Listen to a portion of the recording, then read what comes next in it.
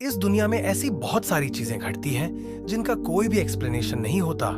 और जब ऐसी चीजें आंखों के सामने शुरू हो जाएं और अपने खुद के सर्वनाश की वजह बन जाएं, तो तब कोई भी अपनी बिलीव्स और आइडियोलॉजी को क्वेश्चन करने लगेगा।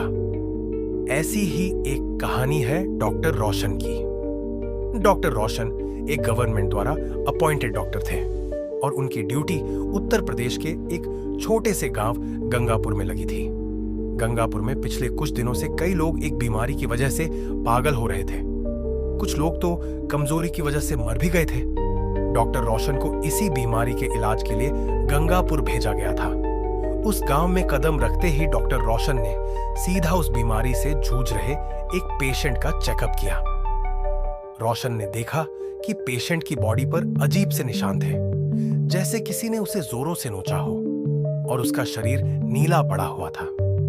साथ ही उसकी नस इतनी फूली हुई थी कि जैसे एकदम फटने वाली हो। उस बीमारी से जूझ रहे हर एक पेशेंट के साथ हूबहू ऐसा ही हो रहा था। रोशन को कुछ समझ नहीं आ रहा था, क्योंकि ऐसी बीमारी उसने पहली बार देखी थी। गंगापुर के मुखिया से जब रोशन मिला तो मुखिया ने उसे बताया कि लोगों को कोई बीमारी नहीं हुई है, बल्कि यह एक देवी का श्राप है जो उन्हें लग गया है। उन्होंने कहा कि यह सब कंस्ट्रक्शन वर्कर हैं, जिन्हें देवी के मंदिर की मरम्मत का काम मिला था। मरम्मत करते वक्त मंदिर बंद कर दिया गया था और किसी को भी मंदिर में जाने की अनुमति नहीं थी, यहां तक कि मंदिर के पुजारी को भी नहीं। और यहां की मान्यता है कि देवी को खुश रखने के लिए अपने खून का बलिदान देना होता है और उसे चढ़ाना होता है। और जब मंदिर बंद था तो किसी ने भी देवी को खून नहीं चढ़ाया। इसी वजह से देवी क्रोधित हो गई और अब उसके क्रोध का प्रकोप सब पर भारी पड़ रहा है। मुखिया ने कहा कि देवी को जल्द ही किसी की बलि देनी होगी, वरना तब तक वह खुद गंगापुर के लोगों की बलि चढ़ाती रहेगी।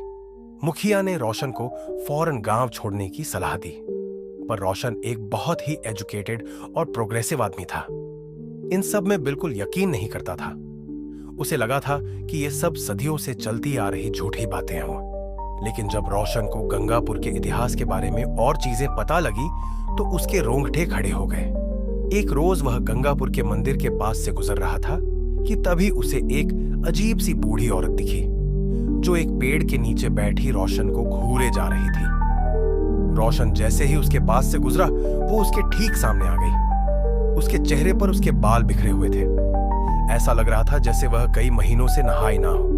अचानक वह किसी पागल की तरह कुछ बड़बड़ा लगी, रुक्मिणी मंदिर में जाओ, वापस आ जाओ, रुक्मिणी रुक्मिणी मंदिर मत जाओ।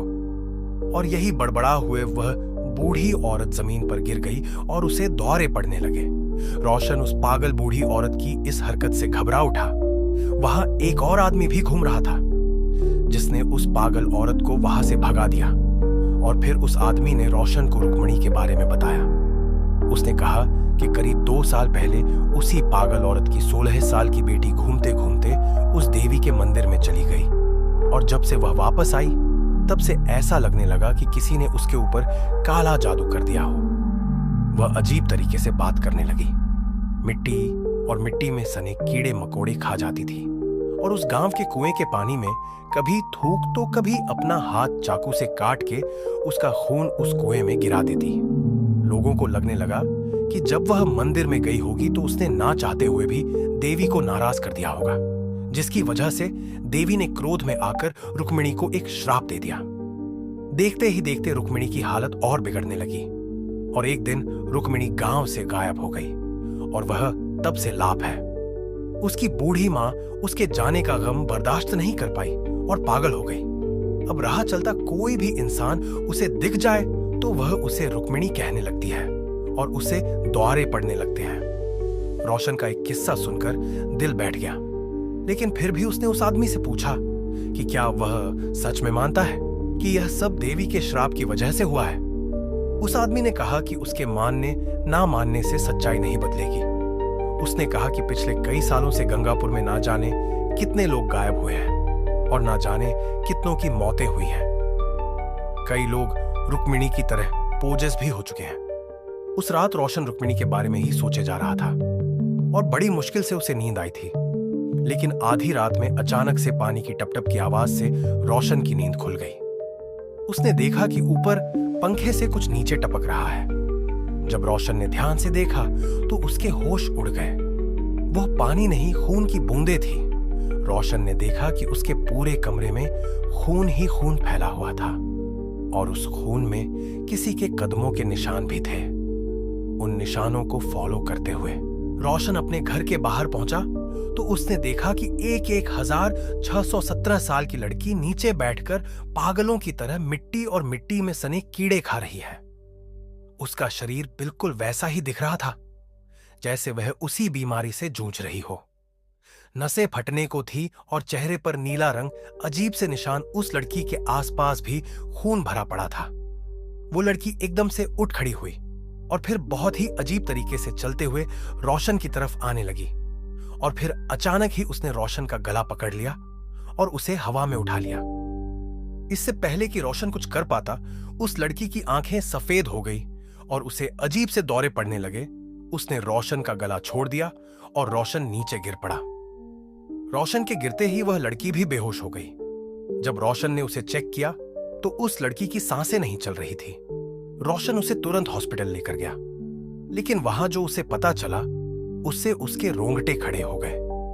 जब उस लड़की के टेस्टस हुए तो पता चला कि वह उस रात नहीं बल्कि कई दिनों पहले ही मर चुकी थी और वो कोई और नहीं बल्कि उस गांव में रहने वाली उस पागल औरत की बेटी रुक्मिणी ही थी। उस रात रोशन का दिल दहल गया था, लेकिन जब वह वापस अपने घर आया तो उसके घर के अंदर ना तो कोई पैरों के निशान थे और ना ही कमरे में खून की एक भी बूंद। रोशन को कुछ समझ नहीं आ रहा था कि उस रात उसके साथ क्या हो रहा है। रोशन बस सुबह का इंतजार करने लगा और अगले ही दिन रोशन गंगापुर हमेशा हमेशा के लिए छोड़कर चला गया। आज भी वह यह सोचता है कि रुक्मिणी अगर पहले ही मर चुकी थी तो उस रात वो उसे कैसे दिखी और क्यों दिखी। क्या सच में रुक्मिणी और उन कंस्ट्रक्शन वर्कर्स कोरी का स्ट्रप लगा था? आपको क्या लगता है? हमें कमेंट्स में जरूर बताइए। सब्सक्राइब करना बिल्कुल मत भूलना।